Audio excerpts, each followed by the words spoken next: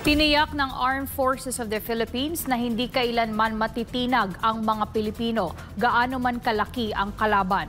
Ang pahayag ay kasunod ng engrandeng pagpapakita ng lakas militar ng China sa kanilang Victory Day Parade.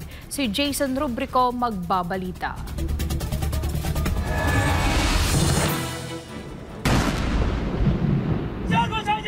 Nagsagawa ng napakalaking military parade ang China sa Beijing bilang paggunita sa ika-80 anibersaryo ng kanilang tagumpay sa World War II. Pinangunahan ito ni President Xi Jinping at dinaluhan ni Russian President Vladimir Putin at North Korean leader Kim Jong-un. Mahigit 10,000 sundalo, mahigit 100 eroplanong pandigma at daang-daang kagamitang pandigma ang pinakita bilang pagpapamalas ng modernisasyon ng kanilang sandatahang lakas. Sa gitna ng pagpapakita ng lakas militar ng China, tiniyak ni Rear Admiral Roy Vincent Trinidad, Naval Inspector General ng Philippine Navy at tagapagsalita ng Armed Forces of the Philippines para sa West Philippine Sea na hindi kailanman matitinag ang AFP. Alam mo, I would like to say that your AFP has been involved in securing and defending our country for a long period of time.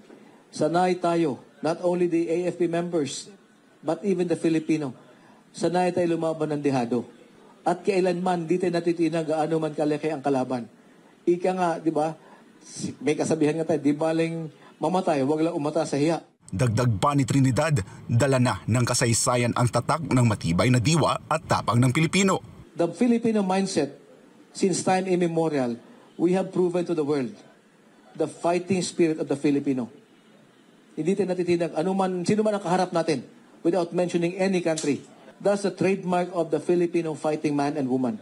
Nauna nang sinabi ni Defense Secretary Gilberto Teodoro na ang Victory Day Parade ng China ay malinaw na idinisenyo upang takutin ang maliliit na bansa, partikular ang Pilipinas. Para sa Diyos at sa Pilipinas kumahal, ako si Jason Rubrico, SM9 News.